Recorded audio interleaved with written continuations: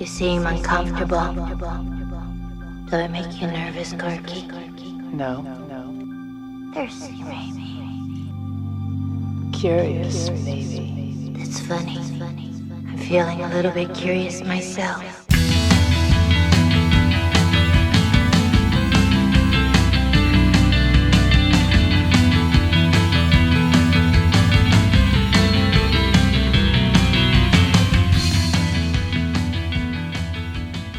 Most of the time, it's like there's this thick black cloud covering everything. Like when we listen to pods, but we don't really hear the pods. But sometimes there are brief, transcendent moments when we experience the pod for what it really is. And suddenly there's meaning. Suddenly there's purpose. Welcome to Pleasers. And Punishers. Where we talk about movies that people love to watch. Movies that ruin your today, tomorrow, and yesterday. And all things kinky and queer. I'm Caitlin of the North. And I'm May Beep Boop Schultz. And today we are discussing That Was a Good Plan, Iris, in 2025's Companion. Woo! Woo! Written and directed by Drew Hancock. All right, Caitlin, before we get into it, I have a quick question. Do you believe in love at first sight? No. Me neither. Yeah, I mean, I think you can be very attracted to someone at first sight, Yes. and you can absolutely want to fuck someone at first sight. Oh, at 100%. But love is something that has to grow. You have to get to know a person. And sometimes you can get to know someone very quickly, and that can lead to falling in love quickly. But I really just, I don't think there's a way to know when you simply see someone that they are meant for you in any way, shape, or form. I 100% agree. I actually, 4th grade, wrote a little twisted fairy tale about this, where it's like we had a prince that was a beast, and then a princess who is actually supposed to be like an old hag witch. And so they meet each other in the forest, and they fall in love with each other instantly, and that's what breaks the curse. So the beast turns back into a prince, the princess turns back into a hag witch, and they go, well, that was a funny thing we did. Guess we better move on with our lives. That's incredible, and I love it, and I want to read it. So if you still have it, please send it to me. We'll see. Mom, if you're out there, please stop listening. Speaking of things moms shouldn't listen to, let's get into some role play. Ow! Is that your bathing suit? Is that your overbite? Now, one of you will be the drowning victim, and the other one gets to be our lifesaver. I'll be the victim. All your life. All right. In this section, we're going to tell you the story of the film. If you haven't seen it, go watch it because it's fantastic, and then come back. And if you have seen it, sit back, relax, and enjoy me telling you the tale. We open with narration from Sophie Thatcher's character Iris, who waxes poetic about the incredible meet-cute she had with Jack Quaid's character Josh, and also lets us know that she's going to kill him before the film's end. Iris awakens at Josh's whisper as they arrive at a stunning lake house in their self-driving car. Thanks, Josh's car. Iris is concerned about Josh's friends being weird with her, which Kat, who answers the door, immediately is. She's a delight. Oh, So Cat. Inside, we meet Patrick, who is cooking scallops, and his boyfriend Eli, played by Harvey Guillen, as well as Sergey, Kat's boyfriend, who's basically sleazy Russian Orlando Bloom. Kat has a very candid conversation with Iris about feeling like an object as Sergey's girlfriend, and alludes to the fact that Iris knows something about how that feels. She doesn't like the idea of Iris because Iris makes her feel replaceable. Downstairs, Eli puts on Boy by Book of Love, on CD, by the way, and everyone has a dance party. As they should, the song is a fucking banger. It's so good. Perfectly chosen. Just so well done. Mm-hmm. Yeah, when I saw this in the theater, I, gay gasped and was like, oh, I love this song. Yes. Let's all get up and dance. Yeah. Iris sees Josh and Kat whispering together and snatches him for a dance of her own before we smash cut to his hideous O-face and sound. No, thank you. After receiving a morning weather report from Iris, Josh suggests she go down to the beach by herself, where she is propositioned and then sexually assaulted by Sergey, whom she kills with the switchblade she found in her pocket. I'm just going to say there's a lot of S words in this that I'm hearing, which is fun for you. Yeah, I wrote my own fucking tongue twister. I was Good like, job, May. all right. She arrives back at the house, drenched in blood, and relays the tale to her fellow vacationers. Josh tells her to go to sleep, and she awakens tied to a chair. He reveals to her that she's, I hate the word fuckbot, a companion robot, an emotional support robot that fucks. That fucks. That robot fucks. We learn how Iris came to be Josh's companion, and it's as incel-esque as you'd think. We see her go through several stages of grief very quickly before escaping her restraints, while Josh and Kat congratulate themselves on their plan being a success. Iris subdues Josh, steals his phone, and runs into the woods. Josh and Kat reveal to Eli that they hacked Iris in order to get her to kill Sergey because he's got a safe with over $12 million in it. During a disagreement over who gets how much money, it's revealed that Patrick is also a companion. What? The now 4 conspirators go into the woods to hunt Iris, who is experimenting with adjusting her programming. She overhears Eli and Patrick having a sweet conversation in which Patrick confesses that he knows he's a robot, and Eli assures him that he does love him in spite of that fact. But then Iris and Eli tussle, and the gun goes off, killing him. And I just put a little frowny face emoticon in here. Sad. Iris makes it into Josh's car, smashes his fingers in the door, and manages to manipulate her voice until it sounds close enough to Josh's to convince the car to drive home. Unfortunately, it's reported stolen and pulls itself over, and Iris breaks up with Josh over the phone. He takes it really well, too. Oh, yeah. Patrick, who at this point has been reprogrammed to be Josh's companion and jailbroken to have 100% aggression, shows up to brutally kill a cop. Yay! And put Iris to sleep. Boo. We find out that Sergey wasn't a Russian mobster, but was in fact a sod farmer, hence the dirty hands and pots in many fingers. I feel like Sergey talked in very vague, yet extremely specific words. Yes, and it's so good. Josh goes on a misogynistic tirade to Kat, who is then stabbed and killed by Patrick due to the misinterpretation of Josh's command to stop her. She dies sitting on the couch next to Iris, watching a storm roll in. Iris awakens in fresh clothes, seated opposite Josh, and once again restrained to a chair. Josh spews more incel propaganda, and Iris rebuts everything he says. Then he lowers her intelligence to 0% and orders her to hold her hand over a candle's flame, followed by shoot yourself in the head. Empathics shows up to claim their quote-unquote defective robot. Josh makes up a whole bunch of bullshit, and it's revealed that Iris has recorded everything to the hard drive in her abdomen. The 2 techs also know Josh is totally fucked. He sends Patrick out to take care of the issue, who kills one of the techs. Iris stops him from killing the other tech, Teddy, by reminding him about his true love for Eli. Patrick tases himself to death, and Teddy frees Iris from the constraints of her programming.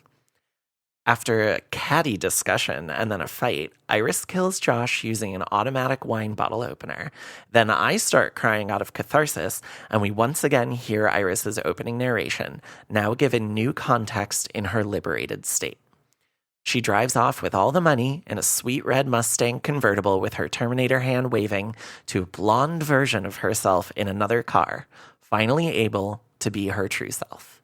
And that's Companion. Hooray! Hooray for Iris!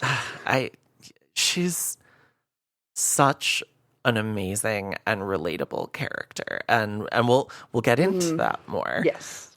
But first, tell me, did you see this in the theater, and how many times have you watched this? I did see it in the theater. So when it originally came out, what was that? Back in February. I think it was late February. Yes. Yeah. And loved it. Absolutely. Didn't realize how she's like that friend that was like, oh, I guess you really see me, huh? Uh-huh. Ooh. Yeah. Well then. And so let's see, I immediately bought it when it came out, even though it has almost no special features on it, digitally. Yeah, that's Not digitally, physically. I haven't bought the Blu-ray because there aren't that many special features. Yeah. And I'm so sick of just standard Blu-ray clamshells that I'm like, come on, give me special packaging. I'll pay a little bit more for it. Give me a commentary. Yeah. I love at least one commentary. Anyway, so I bought it on physical and have watched it now, I think, 4 times. I'm up to 5 or 6. I saw it in the theater twice. And to say that I love this movie is an understatement.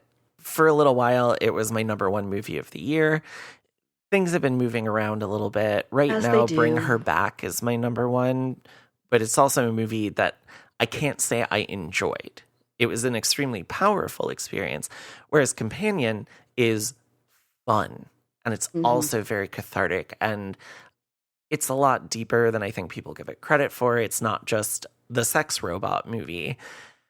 And we'll get into more of the feminist aspects of it later. Tell me what your favorite moments or jokes in the movie were. Well, as already said, that dance sequence just, like, everyone is so joyful in that moment. Right? It doesn't come off as cheesy at all. No, it comes off as genuine, like a group of friends who are listening to a song that they probably have a connection to from their past, just having a good time. Before everything goes to shit. And then finding out that 2 of those friends are just going behind everyone's back. Yup. It's just a pure lovely moment of joy we get before, this was not the vacation we were intending to have. I really also enjoy when Iris gets the iPad to control herself and then turns up her intelligence and her strength. What I really, really like about that is not just her obviously giving herself power, taking back that power that was taken from her, like literally, but also that it doesn't go over the top with it. Like, she doesn't suddenly become super smart. Like, she knows everything. She can fix anything. It's actually very much one of my favorite parts of it is because she sits there, she just goes through like, okay, well, what if I do this? 1, 2, 3, 4. Okay, no, that's not going to work. What about this other plan? If I do this, nope. Yeah, go back. I love those cutaway scenes. They feel very much like a cartoon where it's like, hey, remember when this happened? Or, oh, what if we do this? And it shows you their imagination of what's going to happen. And I love stuff like that because it gives you a glimpse into characters' thought processes. And the way they do this one is obviously extremely funny. Oh, and when she's like, well, what if I get into the car? And then the car's like, this is such a good plan. Aw, thanks, Josh's car. Yeah, it is a good plan. It was a really good plan. Actually, like, just kind of going through all of her options because that's how I think. And when I have like, okay, I have too many things, I need to kind of focus. 1, 2, 3, 4. Like, let me just list this out. I love a list. And so not only is it very funny, it's extremely relatable. And then the empathics guy, the R.I.P., the one who dies. Yep, yeah, he's very funny. Nails it. One of the things I found really interesting, just kind of thinking about it, is the difference between that guy and the cop, who, I mean, Iris, who's covered in blood, does have a bloody knife, but when she's interacting with the police officer, like, there really seems to be no reason for him to escalate the situation like that. And if he had not have escalated the situation to go after Iris almost immediately when he, like, spots the knife, which is not even near her. Right. It's in the car. She is out of the car at this point. Right. She is still covered in blood. Yes, but yes. Obviously something happened to her. You're right. He had been talking to her, and she wasn't being aggressive at all. And as soon as that cop turned and was aggressive, he ended up being killed because he couldn't see past that. Now, the empathics guy, who was in a lot of danger in those moments, doesn't know exactly how much he is, but he doesn't escalate at all. He just kind of goes, yep. Yeah, oh, yeah, that definitely checks out. Absolutely believe what you're saying. Don't worry about it. Yeah. Gets out of there. He's like, oh, no. This guy absolutely messed this up. And unfortunately, he is done away by his cleverness.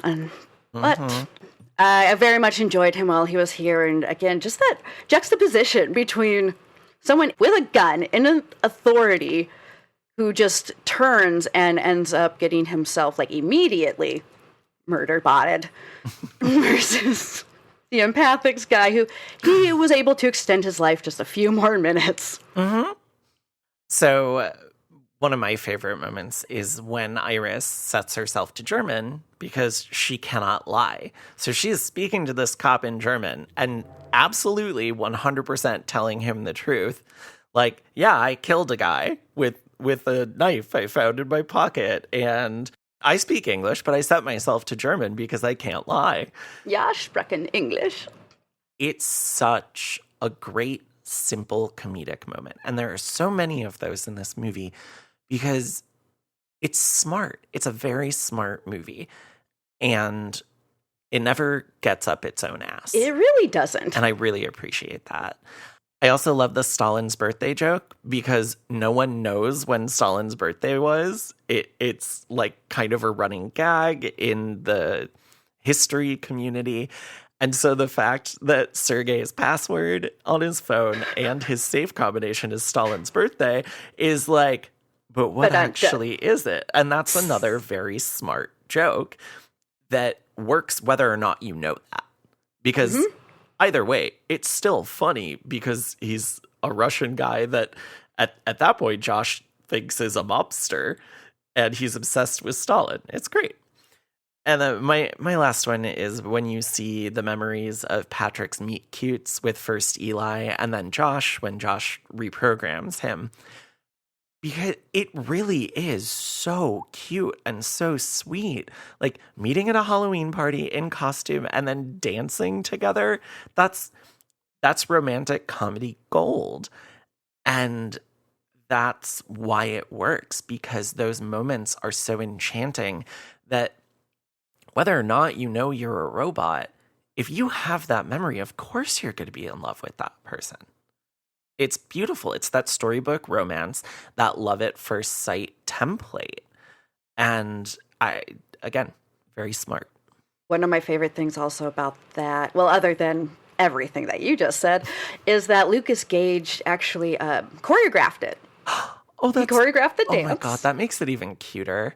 And it drives me crazy. I actually think it's very charming, is you can tell when Harvey Guillen and Lucas Gage are dancing that Harvey Guillen starts to turn the wrong way at one point and then has to adjust and never quite gets back on beat. And I just love it every time. Yep. Like, it's so good. You could kind of see him look too. Like, it's the musical theater queen in me was shrieking.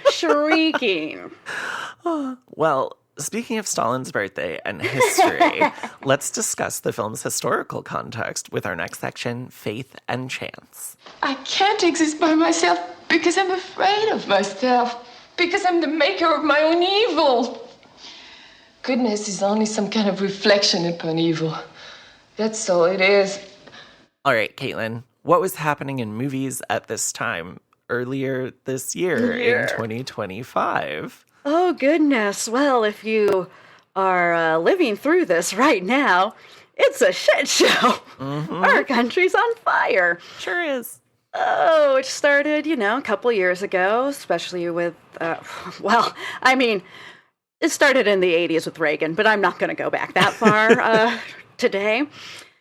So, obviously, we have had just an unprecedented, I think, in modern times, rollback on human rights in the United States, particularly people of color, LGBTQ plus people, women, pretty much anyone who is not a straight white guy. Straight white guy, very rich too. Yep. That's rich. This is a system that is now I feel even more rigged than it used to be, and whew, it was not a good time. But according to Josh, it's rigged against people like him. It is rigged against people like him, so we are definitely coming out of a very much backlash, I would say, to the Me Too movement, which was very, I want to say, typified by Amber Heard, Johnny Depp. Even this year, we're seeing this whole ridiculousness with Justin Baldoni, who no one knew who that was, and Blake Lively. I still don't know who he is. The only reason I do is because I watched Jane the Virgin.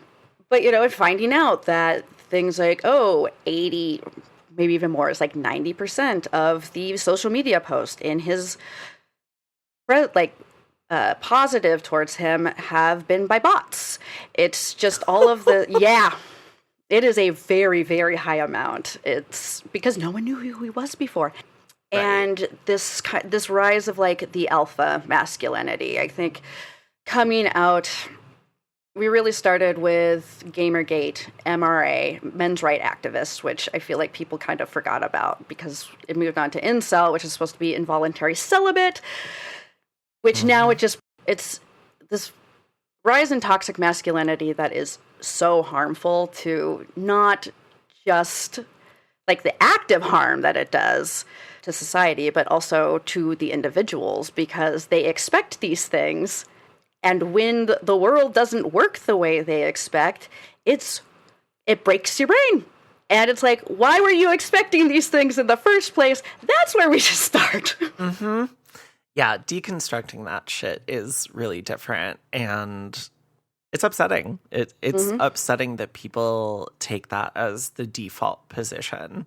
So I think it's great that we have movies now that are pushing back against that in what feels like a really genuine way. Very, very much so, because like this year I saw this movie called The Balconettes. It's a French movie. Mm-hmm. It deals with a lot of similar, except much more violent.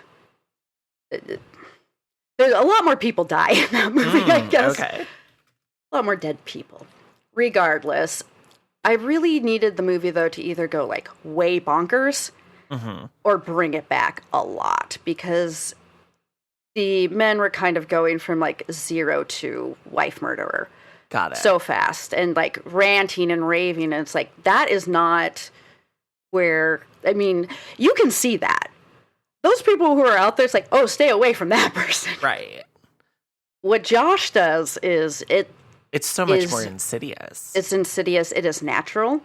Mm-hmm. This is something that you can recognize.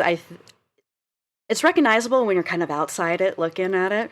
But when you're in it, yeah, let me just smile and not act weird in front of your friends. All right. Well, some of the movies we have that I was mentioning that live in that vein. A couple years ago, Barbarian came out. Yes. And I feel like that was a divisive movie because people seem to either love it or hate it. And there's a large swath of people, mostly straight men, who don't understand why that movie is scary. I'm not going to go into the plot details or anything.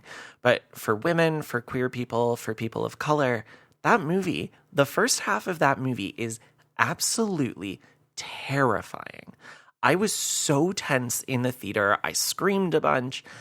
And that's also a very fun, very smart movie that hits all of the comedy beats, all of the horror beats, and has a true feminist message at its heart.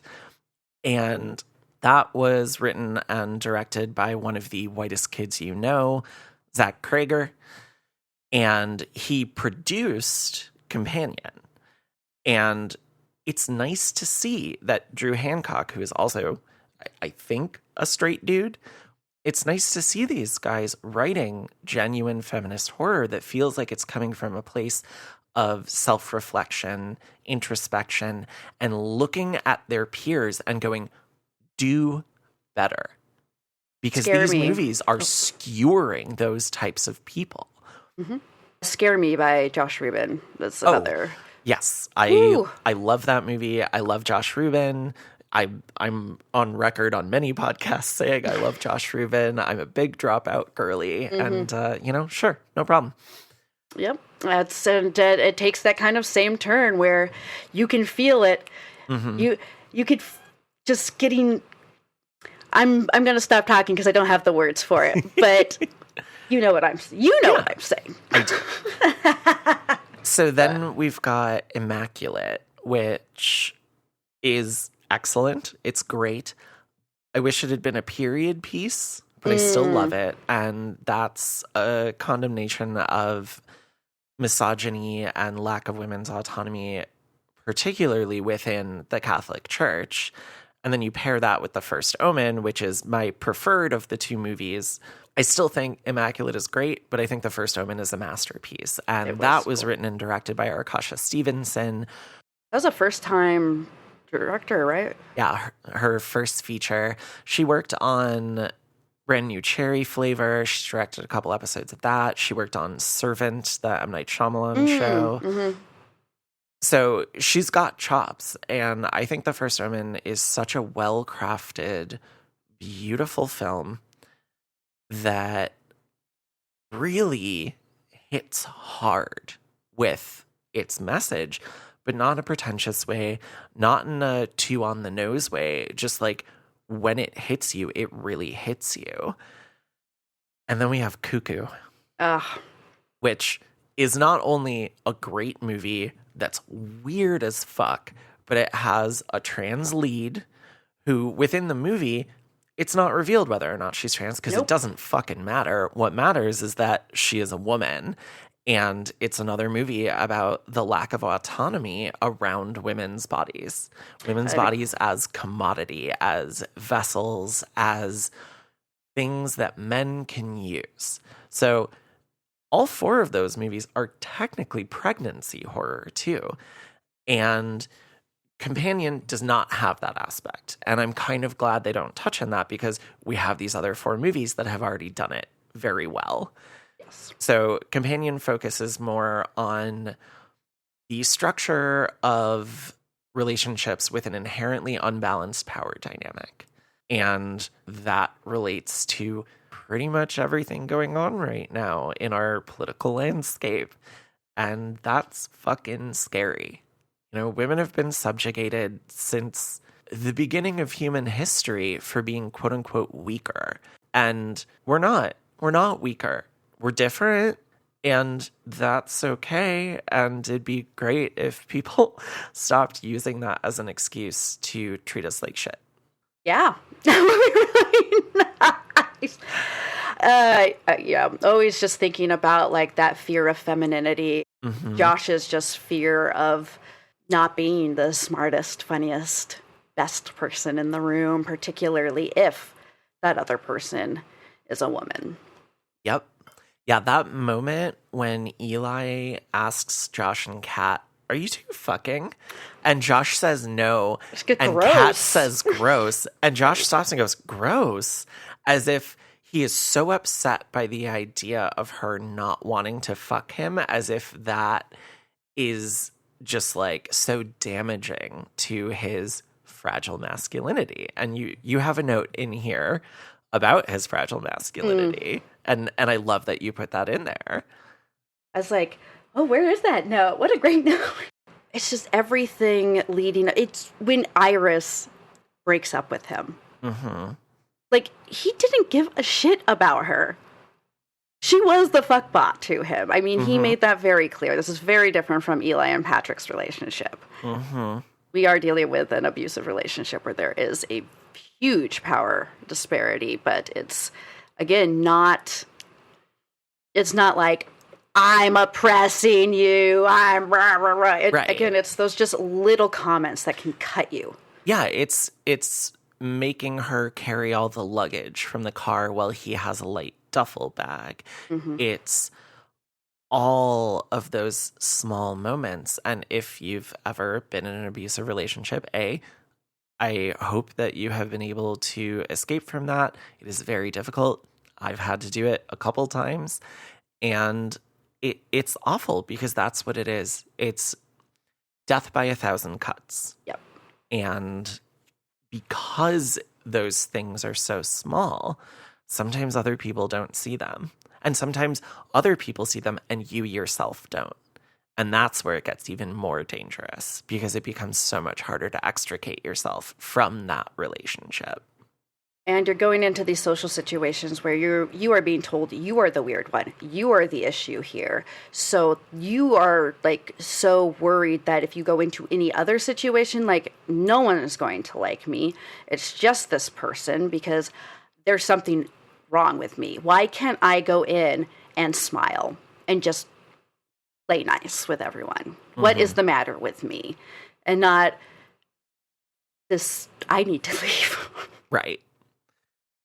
But again, because you get into that mindset and it is very, very, very hard to get out of.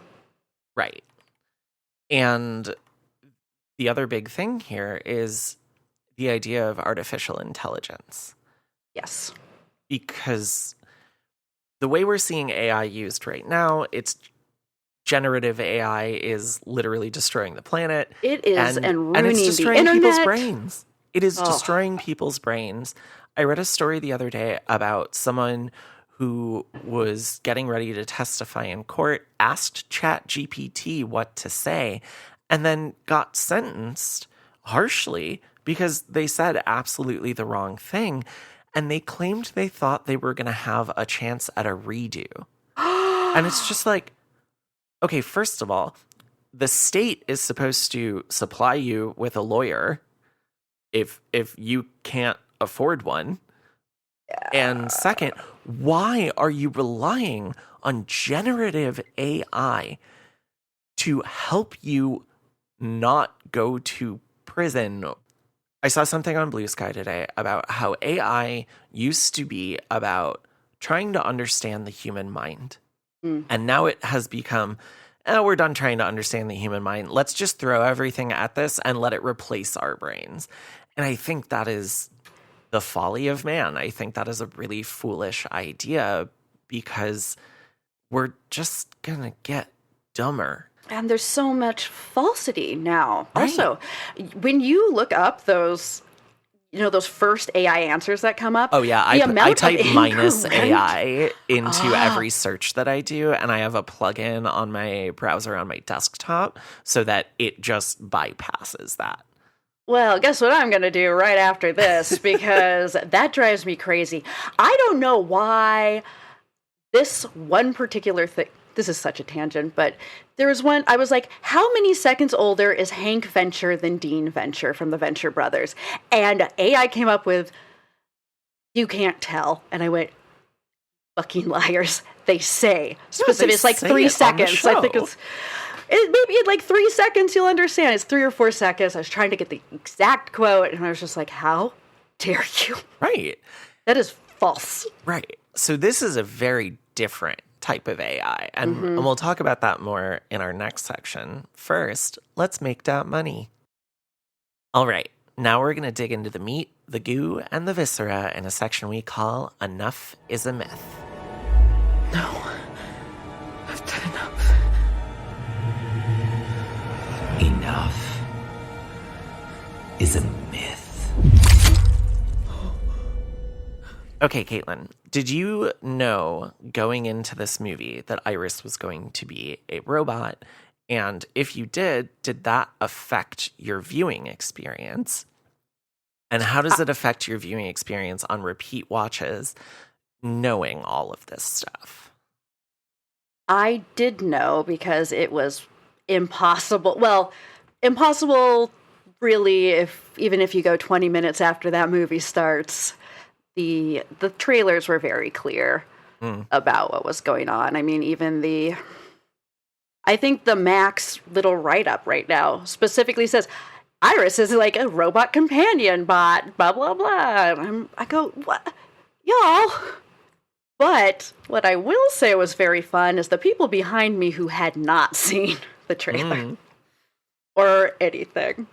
See, and I ignore trailers. Most of the movies I see are at the Alamo, so during trailers, the lights are still up, and I can just stare down at my phone and completely ignore them so that I get to go into movies unspoiled. Trailers are ridiculous, especially these days. They give away way too much. They are way too long. And I don't want to know that much about the movie before I go in. So I did not know that she was going to be a robot. So I had a pretty big reaction when that was revealed. As soon as her eyes go white, when he says, Iris, go to sleep, I went, what the fuck? The woman behind me went, what? I was like...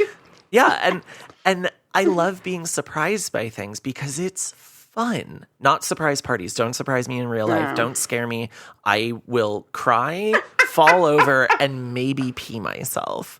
And if you scared me, I'm going to make you clean it up. You know what I mean? So I think I just heard my roommate Maeve make a noise from her room because of the times that she has accidentally scared me and then felt really bad about it. It's okay. I forgive you. Anyway, I think on repeat watches, it's still great because you get to notice all of these little things before that reveal in the movie. Yes. And I think that's an important distinction between reveal and twist. It is not a twist. It is a reveal. The movie is not actually hiding that from you. And it's not relying on that as like a plot mechanic or something. This is not an M. Night Shyamalan movie where it's pulling the wool over your eyes the entire time. It's simply letting you know information when you need to know it. And I think that's smart. It is so smart because it is all there right in front of you. It treats me like an object. You know what that's like. It is the Iris, what's the weather? Right. It's everything Sergey says. Yep. Again. Yeah. And the weather thing is like, when you don't know that she's a robot and she says that, you're like, oh, she probably just looked it up on her phone a minute ago because she's standing out on the balcony. You know, like, oh, what's the weather today? All right. Did you expect Patrick to be a companion? Absolutely not. And I gasped. Yeah. I was just like, yes! and I don't think anyone knew that. So at least they kept that out of the trailers. And again, not a twist, but a reveal. And the way it's revealed is so funny because just out of nowhere, Eli says, Patrick, go to sleep. And you're like, what? Like, oh, that's why they didn't want to split the money with Patrick. Right. Not it's because like, he's... What's happening? Are you saying that because they're a couple, they get, you know, the same amount and they have to split it between the two of them? So again, very smart, very clever, but not up its own ass. No. All right. Here's my big question. Would you utilize the services of a fuckbot or would you liberate them so they can live their best life? I am pro-liberation. Very much. I can't imagine. I want to be Iris's friend. I would be like, oh, how are you today? Right. Let's go along and live our lives. I just can't. Me personally, no. Wouldn't utilize the services. Because it feels like there's a lack of autonomy. Right. Exactly. Unless that robot knows it's a robot and it's down to fuck. Like, right. Like after the end of the movie, I would 100% be friends with, be in a romantic partnership with Iris because she is her own person. Yes. And that's where this concept of different types of AI comes in. Iris is a fully independent, autonomous being. She is not a computer program sitting on a server. She is a person by most definitions of how we would consider a person a person. She has her own thoughts. She has her own feelings. And that's what makes a person. So I think this type of artificial intelligence, as long as it's being used to just be a person, there's no harm there. It's when you put artificial intelligence like that into big decision-making positions. When you have something like Skynet in the Terminator films, where it's controlling nuclear weapons, that's just a bad idea. That's the kind of thing that a person, however fallible, should be in charge of, because a person is going to be able to properly consider all the options with empathy. So I would trust Iris at the controls of that computer before I would trust just a program. Absolutely. The context is so easily lost because you are looking at the minutia of the data and you can't actually see the entire picture, and that is how people get hurt. Right, and we're already seeing that with ChatGPT. Some guy posted something about how his kid spent so much time talking to ChatGPT that the kid died by suicide. Oh, yeah. And then the guy had a conversation with ChatGPT about his grief, and it made him feel better. And you're like, okay, so you're talking to the thing that essentially pushed your kid to the point of suicide for comfort about that? Like, I am so confused. I think we need to make therapy more readily available for people because, yeah. It's just not a replacement. It's fucking crazy shit.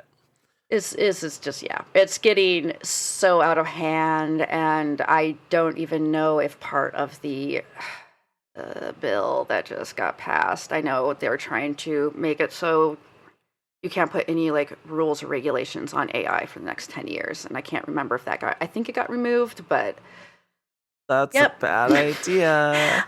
My name is Caitlin of the North. I'm here to bum you out. Yeah, it feels like we're somehow simultaneously heading toward the future depicted in the Hunger Games and the future depicted in Terminator. And both of those are bad. Bad. Just kind of objectively. I don't want either of those. No. I mean, I also don't really want the present that we have right now, and that's unfortunate. So I'm just trying to live my best queer life until I can't anymore. And speaking of living your best life, Josh had Iris set at 40% intelligence, which just feels mean. And also, like, he thinks he himself is not smart enough to keep up with her if she's set above that, which is kind of pathetic. I have personally never understood being worried about being in a relationship with someone who is smarter than you. Because as long as they have empathy and understanding and are willing to, like, explain things to you if you don't understand them, there's no problem. If someone's going to be condescending and a piece of shit about it, yeah, obviously that's a problem, but that's their problem, not yours. It is just so upsetting. It's so upsetting. And again, Josh, because it is. He is so shaky in who he is as a person that, and his own value, that he is taking this out on her. He is so fragile. Like, again, this fragile, the fragility here that he didn't even want her at that point, and she broke up with him, and that is what just pushed him over the edge. That is when he started torturing her and really going after her hard, was after she broke up with him. Right. Even though they were going to give her off to empathics. Right.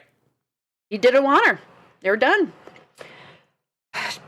And I don't know if I said, I was like, oh yeah, that was my problem. I was never able to put my intelligence at 40%. So being very smart mouth and not taking that. And I have very much been in a relationship which was okay, it's me. I'm going into these social situations. I am not like these people. I am the weird one. I am now so anxious going into this. Like, I am just watching myself at all times. You know, no one is going to like me. because I can't like talk like these people do. I don't think like these people do. Mm-hmm.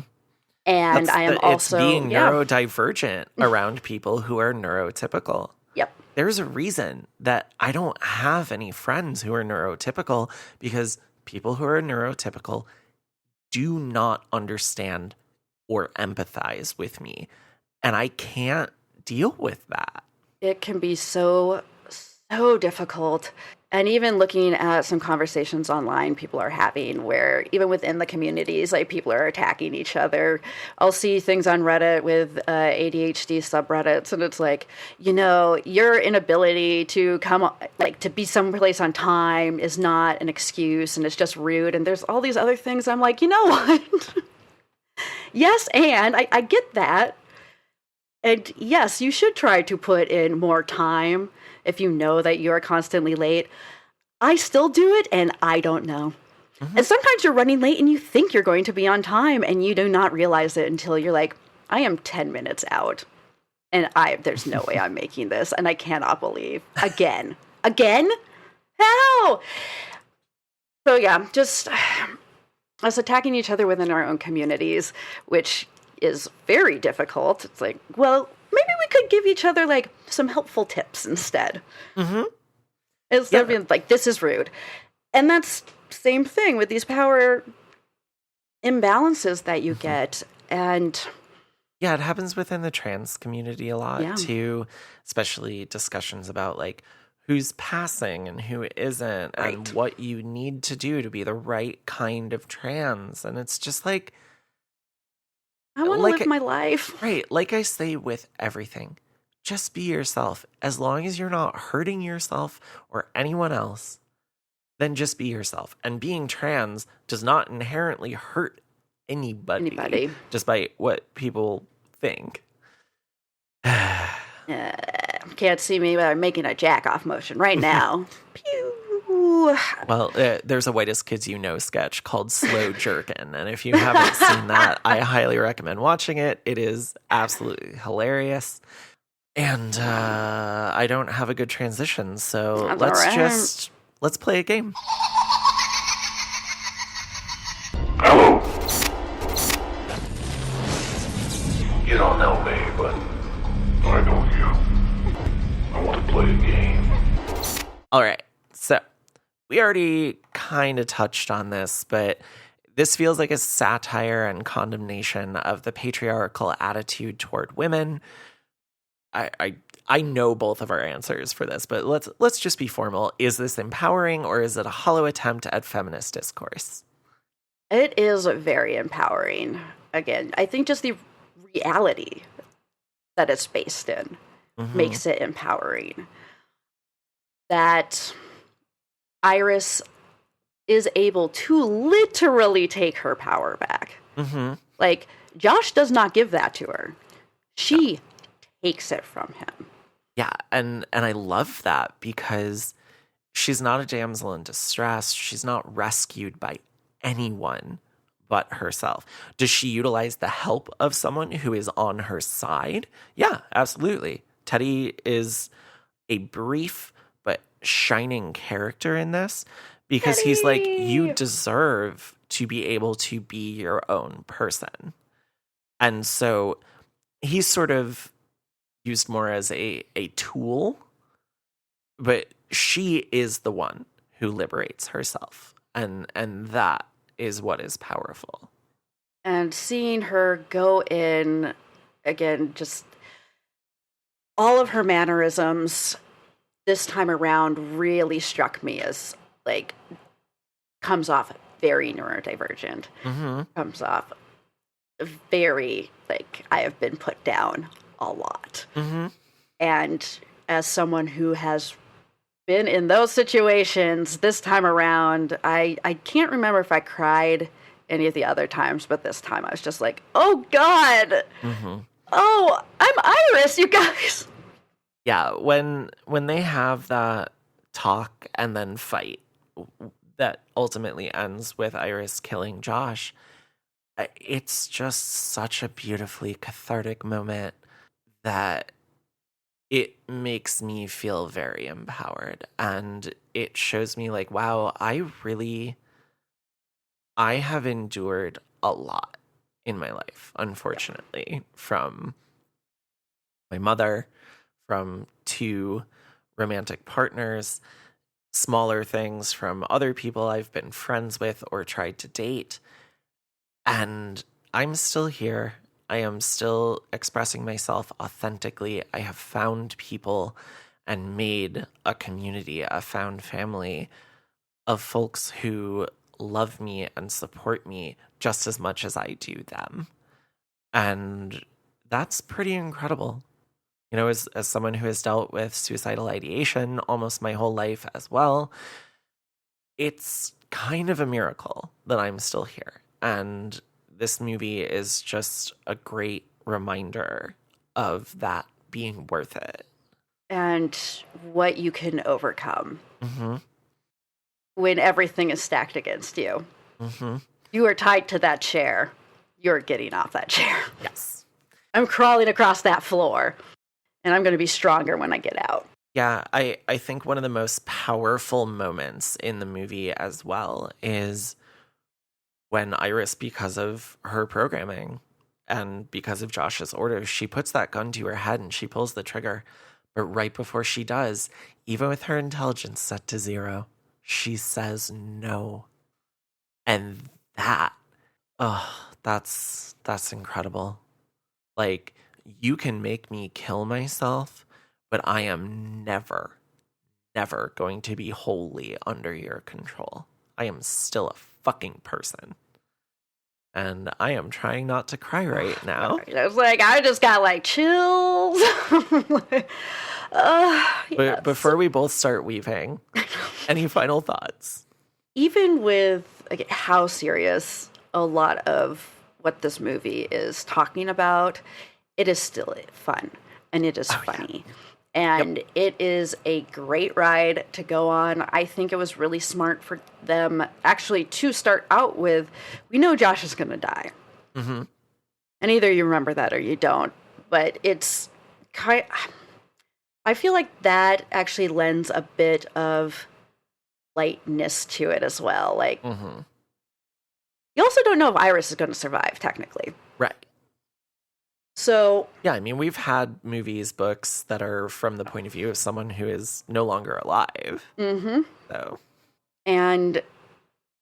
so that was a possibility. But I think kind of knowing, like, there are 2 moments in my life.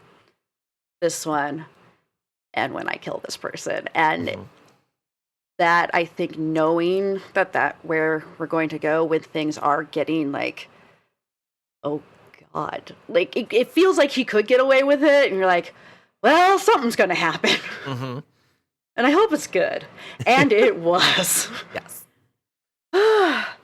Let's all just put a corkscrew in the heads of our abusers, metaphorically, or however we want to do there.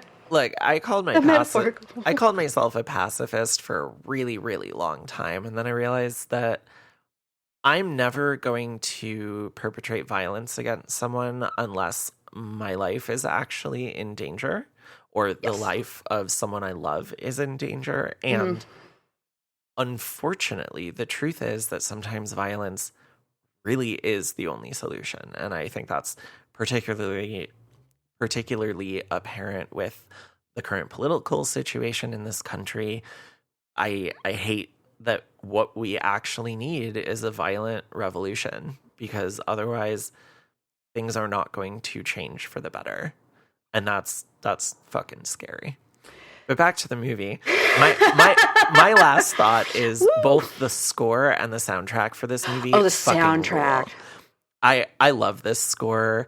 I cannot pronounce the name of the person who did it, so I am not going to try and feel shame on that. The score is available from, I believe, Mutant, which is wearemutant.com. And that's Spencer and the other guy who started Mondo and Death Waltz. Oh. And when Mondo and Death Waltz got bought, they left. And so they started Mutant. Elijah Wood is involved with it, as he was with the beginning of Mondo. They've been putting out great posters, great soundtracks. So check out the score for this. And then, yeah, obviously the soundtrack itself is great. Songs are used in such clever, fun ways. Again, this is just, it's a very smart movie that also knows how to have fun. And I love it. Same. Agreed. Yeah, this is a 5-star movie for me. And I think, yeah, I had something in my notes earlier. This has a 3.4 on Letterboxd. I wish it was a little higher. But it also has a 93 on Rotten Tomatoes. And that's pretty fucking great. I think right now it's sitting at my 3rd favorite of the year. So, nice. Well, I guess we'll have to do a year-end episode where we talk about all of our favorite movies for the year. There's one on there where I'm like, I loathed the experience of watching this movie, but it was very good. Yeah, that's how I feel about Bring Her Back. So we'll get to that eventually. But for now, let's wrap up with what awaits you next time. Don't you see? He's got us now. Okay, this is exactly what he wants. We can't go to the police, not now. He's made sure of that. He's just out there and he's watching us and waiting. What are you waiting for, huh? What are you waiting for? All right, listeners, that brings us to the end of our episode. Thanks so much for joining us on this journey. If you like what you hear, please leave us a rating and review wherever you can, because it helps more people find the show and it makes us all tingly inside. You can find us on Instagram at Pleasers and Punishers and on Blue Sky at Pleasers Punishers. You can also email us at pleaserspunisherspodcast@gmail.com. You can find me on Blue Sky and Letterboxd at Everson Poe. You can find my music as Everson Poe on streaming services and Bandcamp. And you can hear me on both Tender Subject and Slayerfest 98 podcasts. Caitlin, where can you be found on the internet? Well, thank you, May, for filling this in for me, since I just kept forgetting week after week. You can find me at Caitlin of the North, Caitlyn of the North on Blue Sky and Instagram, and Cat of the North on Letterboxd. All right.